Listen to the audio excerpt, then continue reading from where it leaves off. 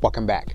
Now, one of the things you'll notice about the title bar is that you're going to have 140 characters to write your title.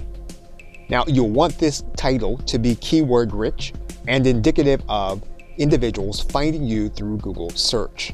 Once you've done that, you're going to indicate details about the listing. Now, Etsy is going to give you drop-down menus in order to do that. So in this case, we're going to state who made it. What they mean by that is you're going to indicate whether you did, someone who is part of your store, or someone else. You're then going to indicate whether or not you're going to be selling a finished product or a supply or tool in order to make other things. And then you're going to use the third drop-down arrow to indicate when it was actually created. Once you've done that, you're then going to want to designate the category. And to do that, you're going to write in 2 or 3 words that indicate what you're actually selling in order to find a searchable category for Etsy. But when you write in words, you're going to find that Etsy is going to try to give you clues on which category you're going to use. Once you find the category that you are going to be listing, you're going to want to select it. You're then going to indicate the primary color for your item.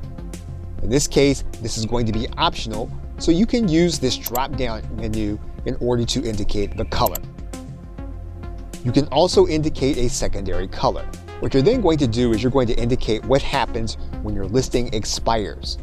So if you want your listing to be reloaded, you're going to leave this as automatic, which is the default setting.